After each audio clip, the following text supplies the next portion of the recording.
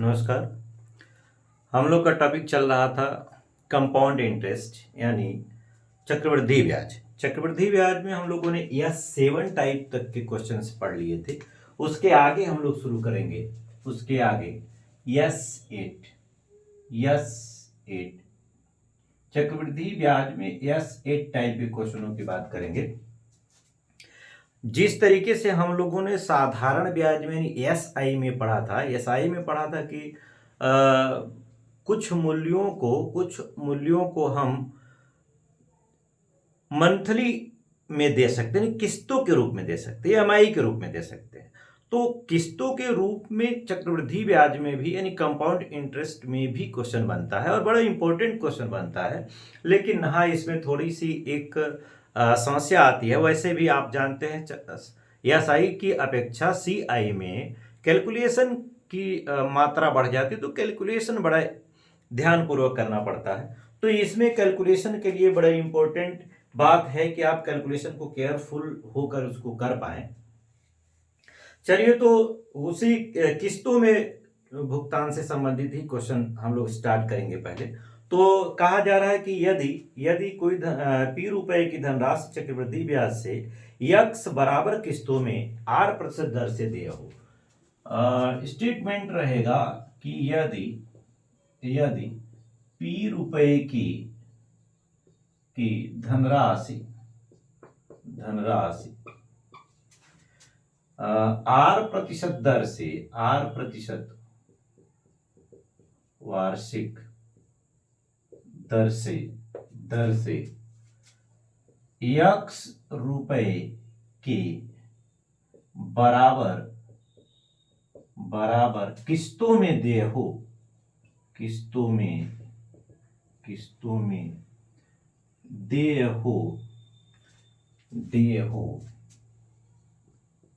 हो। जब दो बराबर किस्त हो, दो कंडीशन बनता है। पहला, दो बराबर किस्तों में देय हो,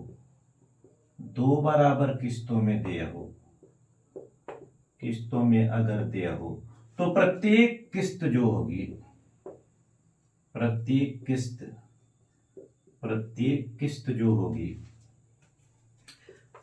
वो पूरी राशि, यहां प्रत्येक किस्त में अगर दो बराबर किस्तों में देय है तो ये जो पी रुपए की धनराशि है वो पी बराबर हो जाएगा, किस्त कितने की है, यक्स की है, यक्स बटे 1 प्लस आर बटे 100 घात में 1 और यक्स बटे 1 प्लस आर बटे 100 घात में 2।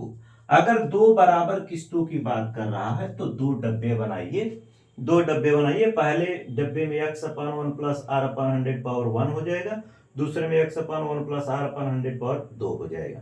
अगर तीन किस्त दिए हो, तीन किस्तों में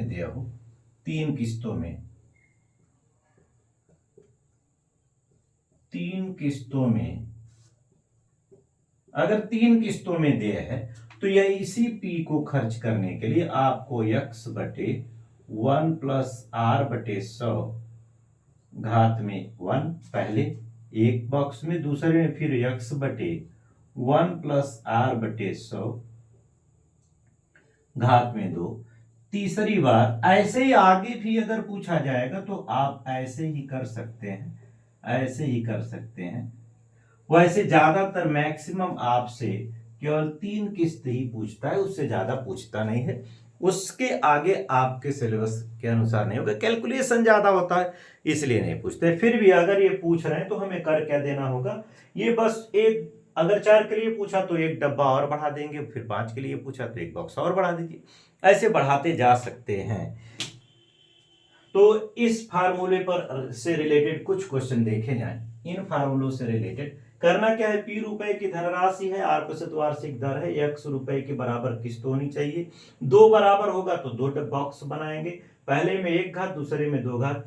तीन बराबर किस्त होंगे तो तीन बॉक्स बनाएंगे, पहले में एक घात, दूसरे में दो घात, तीसरे में तीन घात। इस तरीके से अगर 4 पूछेगा तो 4, 5 पूछेगा तो 5। बहुत आसान है, बस फार्मूला दिमाग में रहे और कैलकुलेशन कर पाए हम।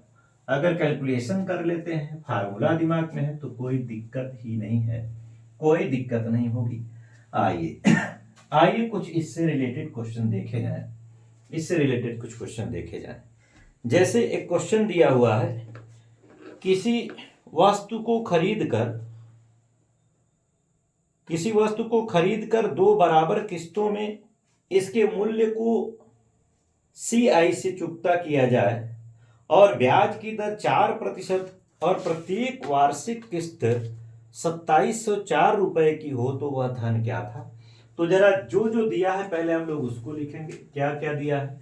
दिया है इन्होंने x दे रखा है, 2704 और r दे रखा है 4%।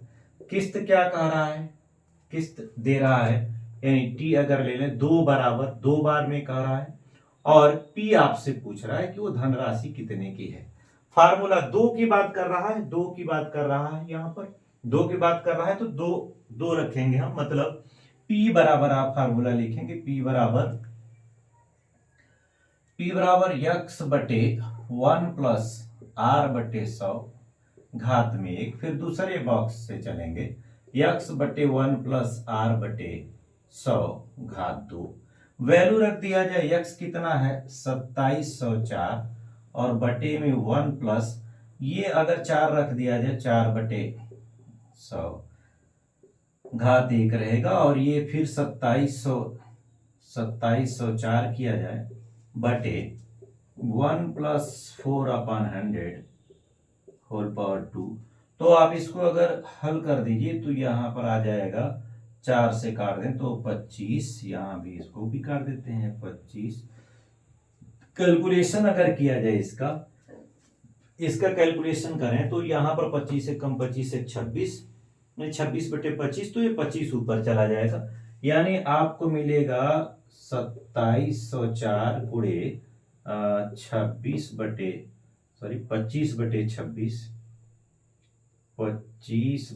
26 और दूसरे वाले में मिल जाएगा, दूसरे वाले में हो जाएगा 2704 बटे गुणा में ही कर लेते हैं इसको भी, 2704 गुणे ये 25 बटे 26 गुणे 25 बटे 26।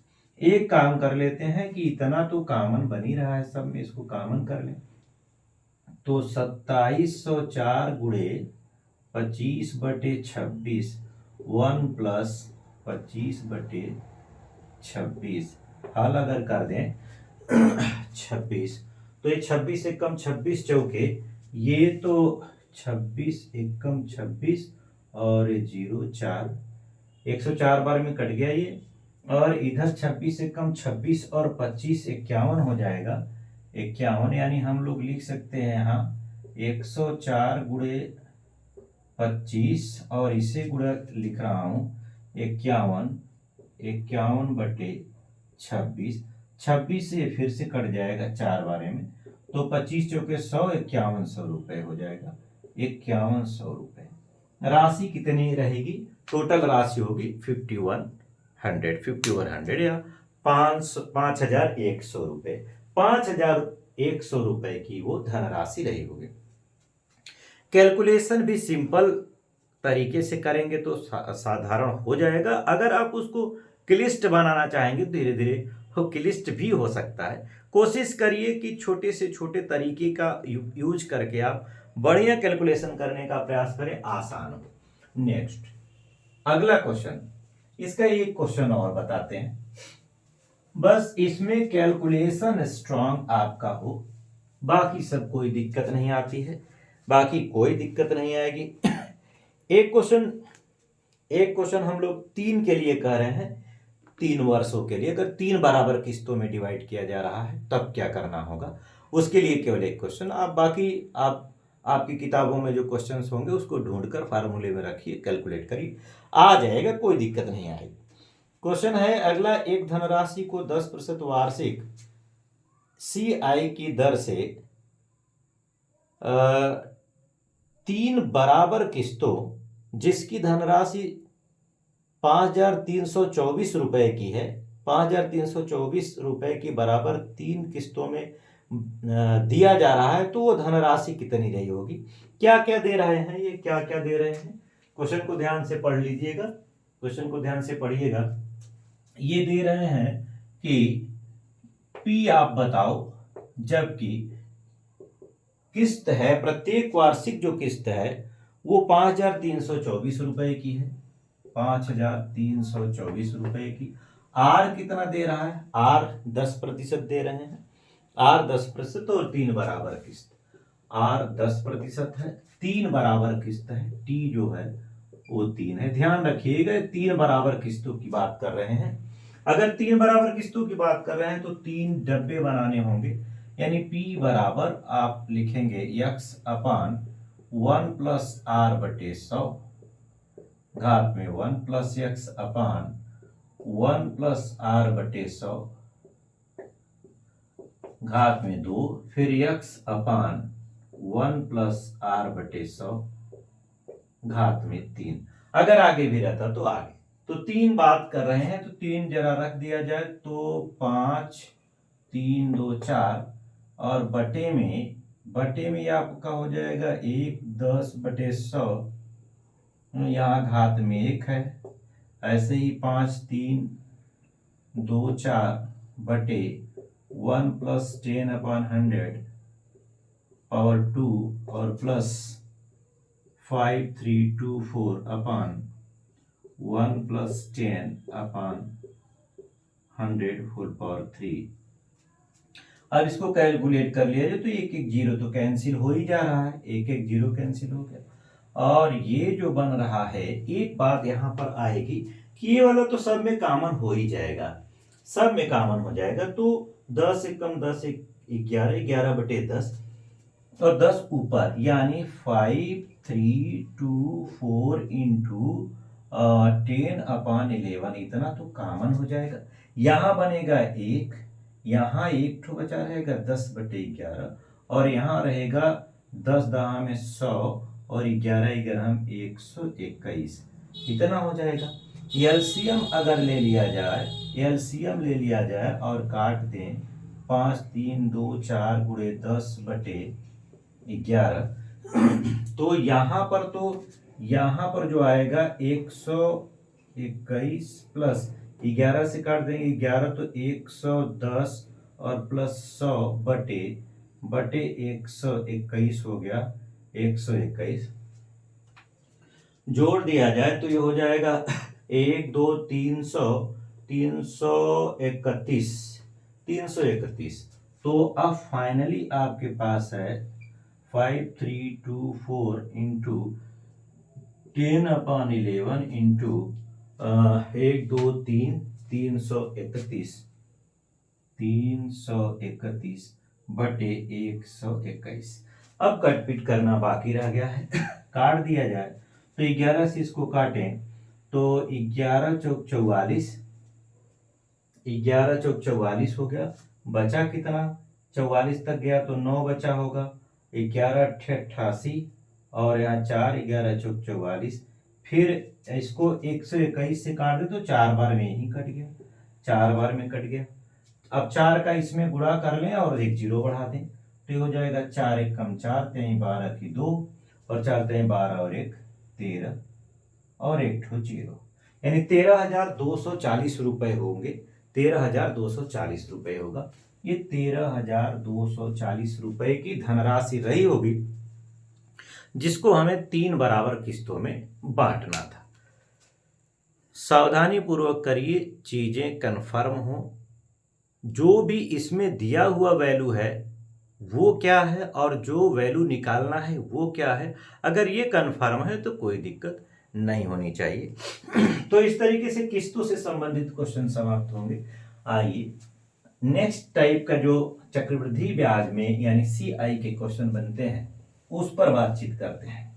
यस 9 में हम लोग चलेंगे। अब यस 9 इस टॉपिक का 9वें प्रकार का जो क्वेश्चन होता है यस 9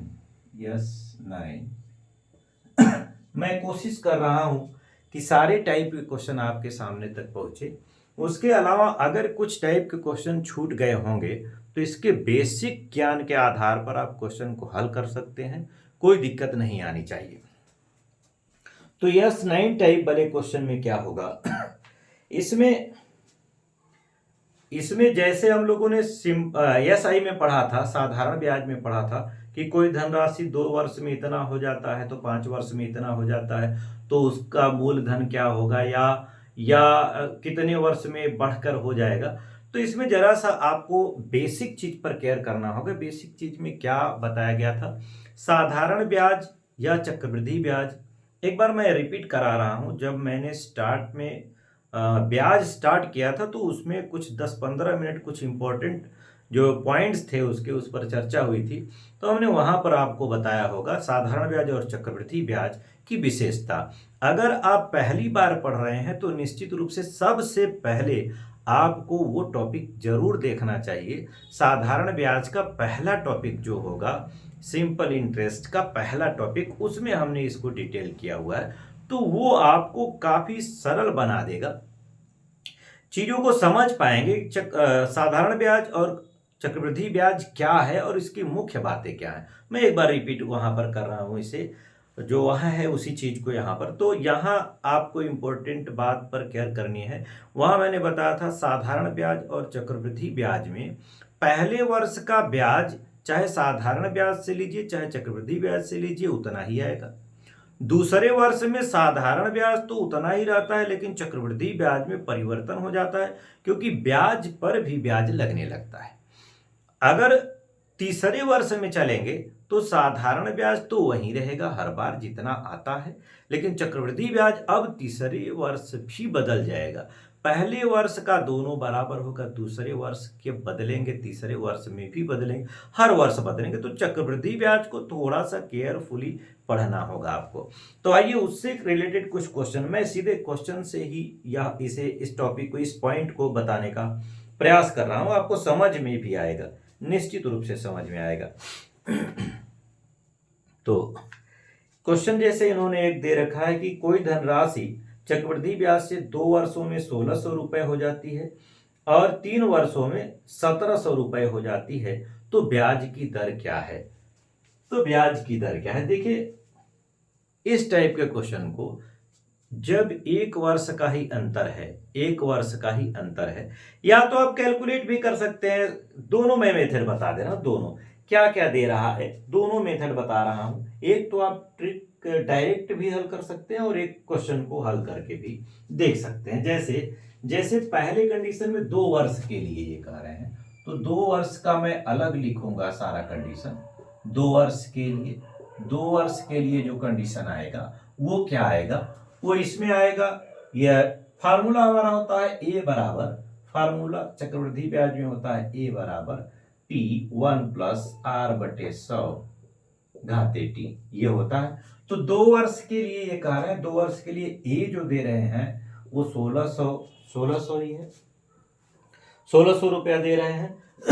और पी पी पी का पता नहीं है, हम पी का हमें नहीं पता है, पी से नहीं मतलब है, आर पूछा है तो पी लिखा हमने 1+R/100 घात में 2, यहां हो जाएगा। और 3 वर्ष के लिए कह रहा है, 3 वर्ष के लिए जो कहा है, 3 वर्ष के लिए, तो 3 वर्ष के लिए क्या दे रहे हैं, 3 वर्ष का ए जो दे रहे हैं वो 1700 है, 1700 और बराबर P 1+R/100 घात में 3 कर देंगे। जैसे ही आप इन दोनों का भाग कर देंगे, भाग, तो ये 3 से ये वाला तो 3 खत्म हो जाएगा, केवल नीचे एक चीज रह जाएगा और ये P से P कैंसिल आउट हो जाएगा। ये 2 जीरो कट जाएंगे, 2 जीरो भी कट जाएंगे। यहां से अब ऊपर क्या बचा है, ऊपर कुछ नहीं बचा है। 17 का उधर गुणा करेंगे और ये हो जाएगा 16 प्लस और यहाँ 16R/100 ऐसा, और उस साइड में हो जाएगा 17। अब 16 को उधर ले जाए तो एक बचा रहेगा, 16R/100 बराबर, उधर एक बच जाएगा केवल, तिर्यक गुणा कर लीजिए तो आप कह सकते हैं कि R बराबर हो जाएगा 100/16। 100/16 तो 4 से काट दें, 4 चौक 16, ये 25 हो जाएगा और 4 छंक 24 दशमलव और 4 दूना 8, 6.25% आ जाएगा, 6.25%। ये तो कैलकुलेशन से है, कैलकुलेशन भी बहुत स्ट्रांग नहीं है, बड़ा इजी है। 2 वर्ष का चक्रवृद्धि मिश्र धन दिया हुआ है, 3 वर्ष का चक्रवृद्धि मिश्र धन दिया हुआ है। 2 वर्ष का लिखिए, 3 वर्ष का लिखिए, भाग दे दीजिए, कट पिट हो जाएगा। 2 घात तो इसका पूरा पूरा कैंसिल, पी से पी कैंसिल, कुछ इधर में बचा, केवल एक बार 1+r/100 है। इसको कैलकुलेट करिए, आसानी से आएगा, बहुत कठिन कैलकुलेशन नहीं है। इसके अलावा हम लोग इसे ऑप्शन से भी कैलकुलेट कर सकते हैं। जैसे इन्होंने ऑप्शन जो दे रखे हैं वो दिया है, वो यहां पर ऑप्शन दे दिया है, मैं ये 6.25% दिया हुआ है, फिर 6% दिया हुआ है, और फिर 7% दिया हुआ है, और क्या दिया हुआ है, 7%, 6, 7 और 6.5 भी एक दिया हुआ है, 6.5% भी दिया हुआ है। ये मान लीजिए दिया हुआ है। समझिएगा, अगर समझ में आ गया तो बड़ा आसान हो जाएगा, इतना कैलकुलेशन करने की जरूरत नहीं पड़ेगी। और अगर समझ में नहीं आया तो ब्रह्मास्त्र तो फेल नहीं होता है। ब्रह्मास्त्र वही यूज किया जाएगा जब आप समझ लीजिए कि कहीं भी अब कोई काम नहीं किया जाता तो ब्रह्मास्त्र लगा देते। तो ये तो ब्रह्मास्त्र है, ये तो फेल होगा ही नहीं। लेकिन हल्की फुल्की जब चीजें कहीं आ रही हैं तो वहां ब्रह्मास्त्र हर बार लगाना अच्छा नहीं होता है। तो क्या करेंगे, तो जरा आप समझिएगा, ये 2 वर्ष में ये कितना हुआ है, 2 वर्ष में हुआ है 1600, और 3 वर्ष में ये हो रहा है 1700। इंपॉर्टेंट बात, केवल वर्षों का अंतर 1 साल का है। तो 1 साल का चाहे जिस विधि से निकले, चाहे चक्रवृद्धि ब्याज निकले चाहे साधारण ब्याज से निकालिए, वैल्यू उतना ही आएगी। बढ़ा कितना है, पैसा बढ़ा है 100 रुपया। बहुत इंपॉर्टेंट है, जरा समझने का प्रयास करिएगा। 1600 रुपए से 1700 रुपया है, पैसा बढ़ा कितना है, केवल 100 रुपया बढ़ा है। तो हम देखते हैं कि ये कई गुना पहुंच रहा है। तो 16 छके 96, यानी 6% से अगर लेंगे तो 96 रुपया मिल चुका होगा। 96 रुपए 1 साल का, अगर आप 6% से 1600 रुपए का लेंगे तो 16 छके 96 रुपए मिल चुका है। अभी 4 रुपए और चाहिए। अगर हम 5 ले ले तो 16 पचे 80, यानी 8 रुपए मिल जाएगा, क्योंकि 100 रुपए से ज्यादा हो गया। अगर 25 कर लें तो 16 का 25 में गुणा करेंगे तो 4 आ जाएगा, यानी ये 25 वाला सही होगा। 6 और 25 तो ये 4 और आ जाएगा। 100 रुपए अब बन चुका है। इसका मतलब हमारा आंसर 6.25% होगा। क्या बात समझ में आई? अगर बात समझ में आई तो बहुत बढ़िया है, नहीं समझ में आई तो और बढ़िया है, कोई दिक्कत नहीं है, क्योंकि यहां पर तो ये कैलकुलेशन का तरीका हमारे पास है ही। फिर भी मैं एक बार फिर से समझाने का प्रयास कर रहा हूं। 2 वर्ष में 1600 रुपया हुआ, 3 वर्ष में 1700 रुपया हुआ, केवल 1 वर्ष का मैटर है। 100 रुपया बढ़ रहा है तो 1600 का 100 रुपया केवल बढ़ा रहा है। ऑप्शन आपके पास है, 16 छक्का 96 रुपया तो 6% से मिल जाएगा। जैसे ही 0.5 यानी आधा % बढ़ाने का प्रयास करेंगे तो 16 पचे 80, 8 रुपया हो जाएगा। तो 96 और 8 रुपया अगर जोड़ देंगे तो कितना हो जाएगा, 8 14, 104 रुपये हो जाएगा। जबकि ब्याज में केवल हमको 100 रुपये चाहिए। तब क्या करें, हम 0.25 का प्रयोग करेंगे तो 16 का अगर 0.25 में गुणा करते हैं तो वो 4 रुपये दे देगा। जैसे ही 4 रुपया दिया तो 96 और 4 100 रुपया हो गया। हमारा काम हो चुका है। अगर बात नहीं समझ में आई हो अब भी तो एक आध बार और रिपीट करके देख लीजिएगा। विश्वास है पूरा मुझे कि ये बात समझ में आ जाएगी आपको। आइए नेक्स्ट क्वेश्चन देखते हैं। दोनों तरीके से मैं बताने का प्रयास कर रहा हूं, हो सकता है आपको अगर दूसरा वाला मेथड क्लियर हो गया तो आप जान लीजिए कि इतना कैलकुलेशन करने की जरूरत नहीं होगी, आपको इतना कैलकुलेशन करने की जरूरत नहीं आएगी। चलिए दूसरे क्वेश्चन की तरफ चलते हैं। दूसरा क्वेश्चन बहुत ही मजेदार क्वेश्चन। देखिए कह रहे हैं कि 6,000 रुपए की धनराशि चक्रवृद्धि ब्याज से 3 वर्षों में बढ़कर 7,986 रुपए हो जाती है, तो ब्याज की दर क्या है। अब देखिए जरा, ब्याज की दर पूछ रहा है, क्या क्या दे रहा है। टी दे रहा है 3 वर्ष, और ए दे रहा है 7,000, पी भी दिया है, पी दे रहा है, पहले पी लिख ले रहे, पी भी दे रहा है 6,000 रुपये, 6,000 रुपये, और ए दे रहा है 7,000, 7,600, 7,986, 7,986 रुपये, 7,986 रुपये। आर पूछ रहा है, आपसे कि वो दर कितना होगा, दर कितना होगा। आइए समझने का प्रयास करते हैं जरा। एक तो फार्मूले का प्रयोग करते हैं। फार्मूला क्या था, फार्मूला है ए बराबर पी 1+r/100, 100 घात में टी है, तो यहां सब कुछ हमारे पास उपलब्ध है, यानी 7,986 बराबर पी कितना है, 6,000 है, पी है 6,000, 6,000 लिखते हैं, और 1+r/100 घाते 3 कर लेंगे। तो इसको बटे मिलाएं तो 7,986 अपॉन 6,000 और बराबर 1+r/100 घात में 3। तो अगर इसे काटा जाए, 6 से काट दीजिए तो ये हो जाएगा 6 एकम 6, और 6 त्रिक 18, 6 त्रिक 18, 6 एकम 6, और इसको 6 से काट दे तो 1,000 हो जाएगा। वैसे कैलकुलेशन एकदम इजी है, कोई दिक्कत नहीं है। यानी अब ये हो चुका है 1,331/1000, 1,000 बराबर ये 1+r/100 घात में 3। तो ये इसको हम लोग 11/10 का होल क्यूब लिख सकते हैं। उधर भी 1+r/100 का होल क्यूब है, तो ये होल क्यूब कैंसिल हो जाएगा, केवल 11/10 बराबर ये 100+r/100 हो जाएगा। तो एक ठो जीरो कट गया, ये 110 हो गया, और उधर 100+r हो गया, इसलिए केवल r लिखना है, तो ये 10% का हो जाएगा, 10% का हो जाएगा। कैलकुलेशन में बहुत कठिनाई नहीं है, आसानी से कैलकुलेशन किया जा सकता है। लेकिन ऑप्शन अगर दे दिया गया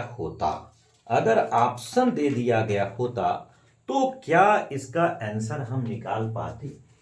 आइए, केवल ऑप्शन से अगर दिया जा रहा है, ऑप्शन मान लीजिए दे रखा है इन्होंने, यहाँ ऑप्शन इन्होंने दे रखा है, क्या क्या दे रखा है, ये दे रहे हैं 10%, 12%, 20%, 15%। ऐसा तो हम लोग देखते हैं क्या हो सकता है ये क्या हो सकता है, जरा समझिएगा। पैसा कितना था, पैसा था 6,000 रुपए, 6,000 रुपया ये दिया गया है। पहले वर्ष जो ब्याज बनेगा, ध्यान से समझिएगा, 6,000 रुपए पर पहले वर्ष जो ब्याज बनेगा 10% से हम शुरू करते हैं। अगर ज्यादा हो जाएगा, कम हो जाएगा तो देखेंगे, कैलकुलेशन केवल करना है। अगर 10% के हिसाब से देखा जाए तो 600 रुपया हो जाएगा, 600 रुपया ब्याज हो जाएगा। दूसरे साल जब आएंगे तो 6,000 रुपए पर और 600 पर भी आपको ब्याज देना होगा। तो एक ठो तो 600 आएगा और एक ठो आ जाएगा 60 रुपया। जैसे ही तीसरे वर्ष में आएंगे तो तीसरे वर्ष में आपको 6,000 रुपए पर ब्याज देना होगा, प्लस 600 रुपए पर ब्याज देना होगा, प्लस फिर 600 रुपए पर ब्याज देना होगा, फिर प्लस 60 रुपए पर ब्याज देना होगा। आइए अब देखिए जरा, जब इसका ब्याज, ये वाला ब्याज जो हो चुका है, ये तो ब्याज हो गया 660 रुपया, और ये 600, इसका जो ब्याज आएगा, पहले 600 आएगा, और फिर 60 रुपया आएगा, फिर 60 रुपया आएगा, फिर 6 रुपया आएगा। टोटल हो जाएगा आपका 700 726, 700 कितना हो जा रहा है 726 रुपये इसका हो जाएगा, बिल्कुल 726। तो ये 726 प्लस 660 और प्लस 600, अगर इसको जोड़ दिया जाए और हमारा हमारा ये वैल्यू 7986 आ जाए तो बात खत्म हो गई है। हम ब्याज के रूप में यहां से देखें, जो ब्याज मिल रहा है तो ब्याज कितना है, ये ब्याज हो रहा है 1986 रुपए। तो क्या ये ब्याज 1986 हो रहा है, 600 और 660 और 726, 726 जोड़ दिया जाए, जोड़े तो ये हो गया 6, 6 2 8 और ये 6 3 18 और 19, तो ये हो जाएगा। थोड़ी बात समझनी पड़ेगी, अगर ऐसा आपका दिमाग कैलकुलेशन करने लगा तो कैलकुलेशन ये वाला करने की जरूरत नहीं है। हाँ, स्टार्ट में अगर आप शुरू में ऐसा करने का प्रयास करेंगे बिना प्रैक्टिस का, ये आपको सरल दिखाई देगा, ये वाला आपको सरल दिखाई देगा। अगर आपकी प्रैक्टिस बन गई तो वो इजी हो जाएगा। तो प्रयास करिए कि प्रैक्टिस बना लें, अगर प्रैक्टिस बन गई तो वो काम का चीज होगा, और अगर प्रैक्टिस में नहीं है तो ये भी बहुत कठिन नहीं है, कैलकुलेशन आसान देता है। तो मुझे लगता है कि ये बात समझ में आई होगी। ट्रिक और डिस्क्रिप्टिव दोनों बातें समझ में आ जानी चाहिए आपको। मैं बार बार कह रहा हूं, अगर नहीं बात क्लियर हो रही होगी तो एक दो बार रिवाइज करके अगर आप वीडियो देखेंगे तो आपको जरूर समझ में आएगा, क्योंकि कोई बात छोड़ नहीं रहा हूं मैं प्रयास कर रहा हूं कि वो सारी बात आपके सामने आ जाए, वो सारी बात आपके सामने आ जाए। तो रिपीट करेंगे तो आपको क्लियर हो जाएगी। नेक्स्ट टाइप में हम लोग चलते हैं यस 10, जो यस 10 टाइप का क्वेश्चन होगा। यस 10 टाइप के क्वेश्चन में कंबाइंड चीजें आएंगी। कंबाइंड का मतलब हो गया कि साधारण ब्याज और चक्रवृद्धि ब्याज को मैं एक साथ लाने का प्रयास कर रहा हूं। यस आई और सी आई को एक साथ लाने का प्रयास किया जा रहा है। अब इसमें देखिए एक क्वेश्चन जो बनाता है कि कोई धनराशि दे दिया गया, ब्याज की दर दे दी गई, एक निश्चित समय दे दिया गया और कह दिया गया कि साधारण ब्याज और चक्रवृद्धि ब्याज का अंतर बता दीजिए। तो आपसे जो प्रश्न बराबर पूछे जाते रहते हैं वो दो टाइप के, केवल 2 वर्ष का अंतर और 3 वर्ष का, केवल 2 वर्ष का अंतर और 3 वर्ष के अंतर से संबंधित क्वेश्चन पूछते हैं ज्यादातर। कभी कभी आगे बढ़ाएगा, और जब आगे बढ़ाएगा तो आप अलग अलग दोनों चीजों को निकाल लीजिएगा, दोनों को अलग निकाल लीजिएगा। लेकिन अगर ये 2 वर्ष या 3 वर्ष के लिए पूछ रहे हैं तब आप फार्मूले का प्रयोग कर सकते हैं। फार्मूले का प्रयोग करने से फायदा ये होगा, जो ट्रिक फार्मूला है इसका फायदा ये होगा कि आप एक लाइन में कैलकुलेशन कर सकते हैं। लेकिन अगर आप फार्मूले का प्रयोग नहीं कर रहे हैं तो आपको 2 स्टेप लगाने पड़ेंगे, एक बार साधारण ब्याज निकालना होगा, दूसरी बार चक्रवृद्धि ब्याज, फिर अंतर करना होगा। तो ऐसा नहीं, जब ट्रिक से काम बन रहा है और फार्मूला भी इजी है तो कोई दिक्कत नहीं। ये कह रहे हैं कि यदि P रुपए की धनराशि P रुपए R%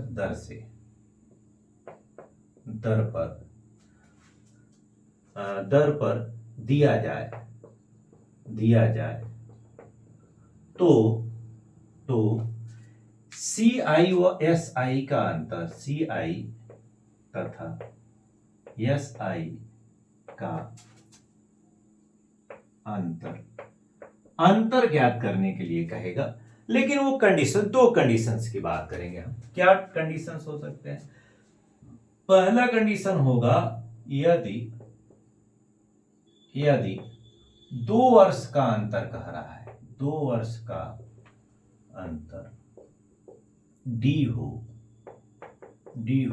तो ये हो जाता है D बराबर PR² बटे 100²। अब आप चाहें तो 2 वर्ष का साधारण ब्याज, 2 वर्ष का चक्रवृद्धि ब्याज निकाल के तब अंतर करिएगा, नहीं तो ये फार्मूला लगाइए D बराबर PR² बटे 100² या PR/100 का होल स्क्वायर। तो बड़ा इजी है, D बराबर PR²/100²। ये, और या तो 3 वर्ष के लिए दे दीजिए, यही बात 3 वर्ष के लिए, यदि 3 वर्ष की बात कर रहा है, यदि 3 वर्ष का अंतर डी हो तो क्या हो जाएगा? तो ये जो हो जाता है डी बराबर हो जाता है P R square R plus 300 upon 100 के घात 3। अब अगर इससे ज्यादा आगे बढ़ने का प्रयास हम लोग करेंगे, इससे ज्यादा आगे बढ़ने का प्रयास करेंगे तो ये फार्मूला बड़ा क्लिष्ट हो जाएगा। तो 4 वर्ष का या 5 वर्ष का देगा तो आप निकाल लीजिएगा, अलग अलग ही निकाल लीजिएगा, वो ज्यादा बेस्ट हो जाएगा आपके लिए।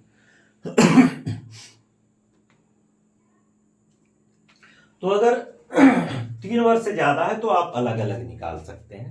तो आइए कुछ क्वेश्चन इसके देखे जाएं, कुछ क्वेश्चन देखे जाएं इस पर। यस 10 टाइप में कुछ क्वेश्चन देखे जाएं, यस 10 टाइप में क्वेश्चन देखा जाए। देखिए पहला क्वेश्चन इसका है कि 5,000 रुपए का 8% वार्षिक दर से 2 वर्ष का CI व SI का अंतर ज्ञात कीजिए। तो क्या क्या दे रखा है इन्होंने? दे रखा है P बराबर 5,000 है, 5,000। R बराबर 8% है, R बराबर 8% दे दिया है। और D पूछ रहा है, तो आप लगा दीजिए। फार्मूला होता है D बराबर PR स्क्वायर बटे 100 का स्क्वायर। तो वैल्यू रख दिया जाए तो P कितना है? P है 5,000 और 8 गुणे 8 बटे 100 गुणे 100। तो ये 2 0 3 0 तो कट गया, 3 0 कट गया, 5 दूना 10 और 2 से इसको काट दो, 4 8 4 32 रुपए हो जाएंगे।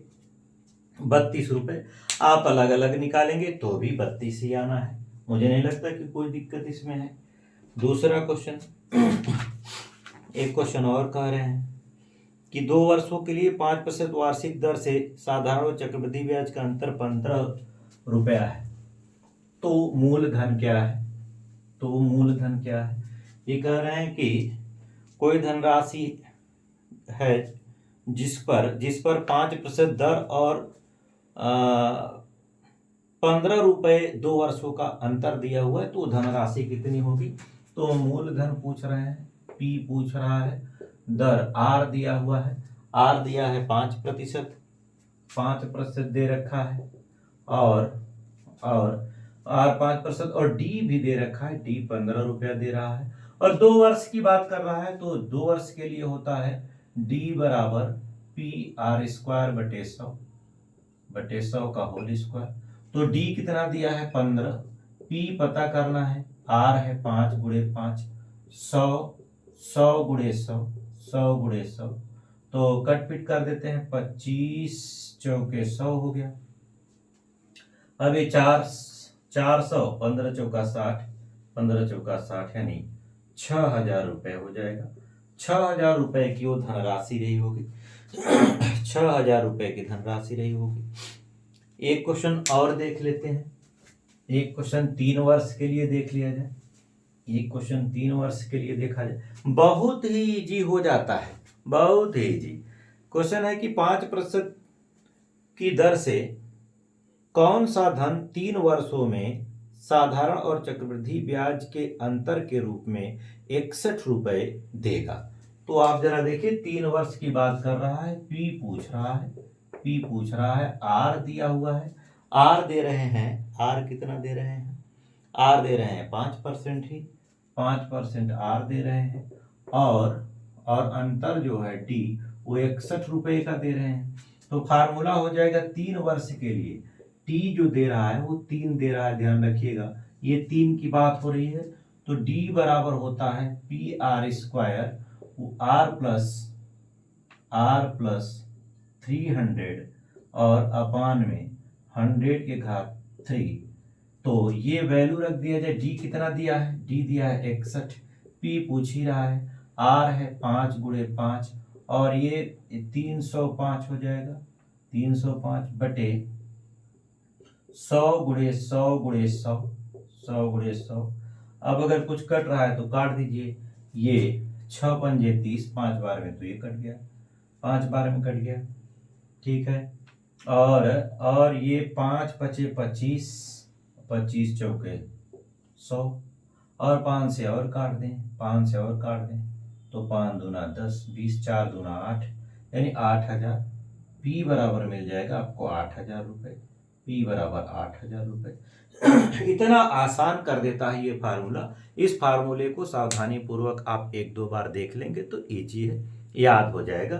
3 वर्ष के लिए है तो 300 लगा हुआ है, 3 बार घात है, 3 बार आर लिखा हुआ है। 2 वर्ष के लिए था तो 2 घात लिखा है, पी आर के घात 2 और 100 के घात 2 है। आसान है, याद करना भी सरल है, कोई बड़ी बात नहीं है। चलिए, तो यस 10 टाइप के क्वेश्चन भी मुझे लगता है आपको कंफर्म होंगे, क्लियर होंगे। यस 11 यस 11 एक टाइप का और क्वेश्चन, ये S11 में हम लोग चल रहे हैं। चक्रवृद्धि ब्याज का 11वें टाइप का क्वेश्चन बहुत ही इंपॉर्टेंट कहा जा सकता है। वैसे सारी वो टॉपिक, वो क्वेश्चन उठाए जा रहे हैं जो लगातार परीक्षाओं में पूछे जा रहे हैं। उसी टाइप के क्वेश्चन यहाँ पर मैं लेकर भी आ रहा हूँ, या उन्हीं क्वेश्चनों को यहाँ पर एंट्री दी जा रही है जो परीक्षाओं में आए हुए हैं। तो देखिए, अब ये मिक्स वाला चल रहा है, साधारण ब्याज और चक्रवृद्धि ब्याज के क्वेश्चन जो मिक्सअप करके आते हैं वो चल रहा है। एक टाइप के S11 टाइप के 1-2 क्वेश्चन हम लोग लगाते हैं। इसमें क्वेश्चन एक दिया हुआ है S11 वाले में कि किसी मूलधन पर 2 वर्ष का साधारण ब्याज 600 रुपया और चक्रवृद्धि ब्याज 900 रुपया हो तो मूलधन ज्ञात करो, तो ब्याज ज्ञात करो, तो ब्याज की दर ज्ञात करिए। आइए जरा समझते हैं, ब्याज की दर पूछा है। आप जरा इसको हल करने का तरीका क्या होगा। आप हल करने का जो तरीका है कुछ इस तरीके से लिखने का प्रयास करिए। यस आई है और सी आई है। फिर इस टाइप के क्वेश्चन को भी हम लोग मूल विधि से ही जोड़ेंगे और मूल विधि के आधार पर ही ये बढ़िया से आपको आंसर दे पाता है। इसमें पहले वर्ष, जैसे एस आई टोटल कितना है 600 रुपया है। अगर टोटल 600 रुपया है तो स्वाभाविक है पहले वर्ष में फर्स्ट वर्ष में ये 300 रुपया दिया होगा, और सेकेंड वर्ष में भी ये 300 रुपया ही देगा, क्योंकि ये साधारण ब्याज है और साधारण ब्याज का ब्याज हर साल उतना ही रहेगा, वो नहीं बदलता। टोटल 600 है तो ये 600 बन जाएगा, ये 600 हो गया। तो 2 वर्ष में 600 यानी 300 रुपए रहेंगे। लेकिन ये तो पहले साल 300 रुपया होगा, लेकिन दूसरे साल 300 प्लस 300 रुपया होगा। 300 प्लस 300 होगा। क्यों ऐसा होगा? क्योंकि ब्याज पर भी ब्याज लगेगा। इंपॉर्टेंट बात यहीं से आएगी, इंपॉर्टेंट बात यहाँ, क्योंकि चक्रवृद्धि ब्याज में ब्याज पर ब्याज लगेगा तो एक पहला तो 300 रुपया ही आएगा। साधारण और चक्रवृद्धि ब्याज का पहले वर्ष का ब्याज सेम होता है। दूसरे वर्ष में 300 इसका है तो इसका भी 300 आएगा ही आएगा। जो ब्याज है उस ब्याज का भी ब्याज लगा होगा, वो भी 300 आ गया। हालांकि अगर आप यहाँ पर आप समझ पाए तो सीधी बात है कि 300 का 300 ब्याज हो रहा है, इसका मतलब 100% हो रहा है। 100% हो रहा है तो काम तो क्लियर हो चुका है फिलहाल। अब अगर हम यहाँ एक वर्ष के लिए पर्टिकुलर दूसरे वर्ष की गिनती करें तो यहाँ पर ये P का काम करेगा और ये SI का काम करेगा। एक वर्ष का चाहे साधारण ब्याज निकालिए चाहे चक्रवृद्धि ब्याज निकालिए, दोनों का मान वही रहेगा, उसमें परिवर्तन नहीं होगा। तो मैं यहाँ से SI बराबर PRT/100 लिख दूं तो SI तो 300 रुपया है, 300। P का हमें P भी यहाँ पर तो P भी 300 रुपया ही है, 300 रुपया है। और R पता करना है।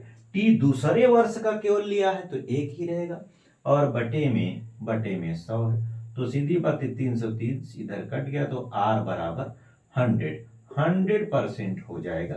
वैसे हम लोग यहीं से क्लियर कर चुके थे कि ब्याज 300 रुपया पूरा 300 का 300 आ रहा है तो 100% हो जाएगा। अगला क्वेश्चन, एक क्वेश्चन इस पर और देखते हैं, एक क्वेश्चन और देखा जाए, एक क्वेश्चन इस पर और देखते हैं, एकदम आसान और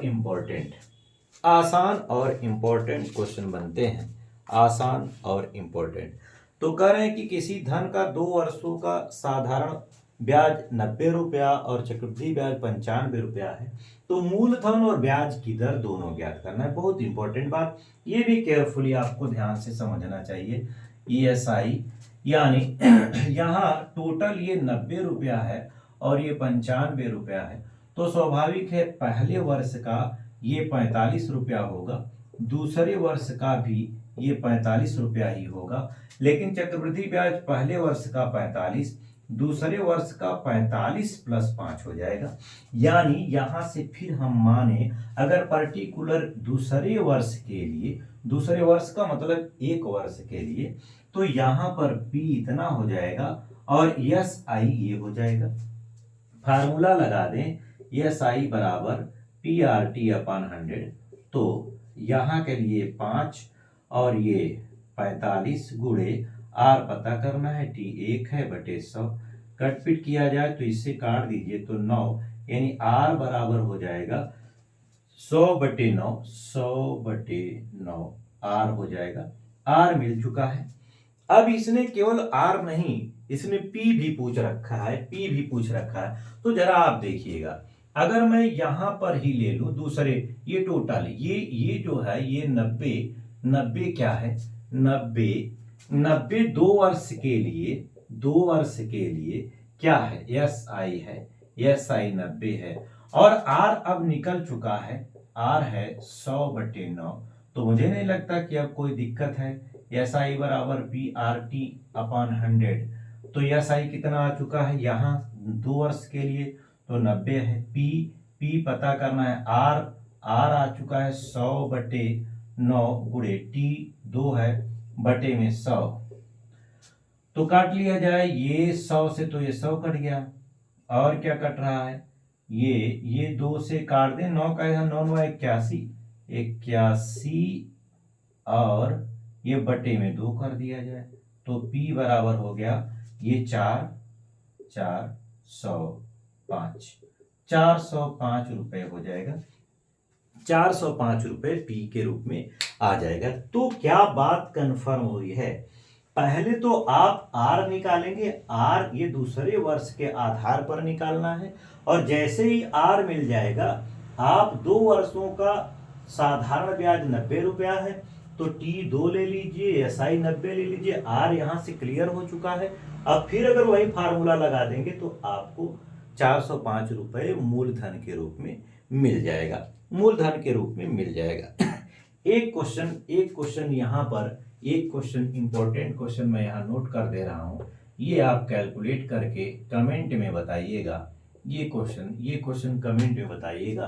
क्वेश्चन है कि किसी धन का 2 वर्षों का SI 300 रुपया तथा CI 315 रुपया है, तो ब्याज की दर और मूलधन ज्ञात कीजिए। दोनों चीजें ज्ञात करनी है।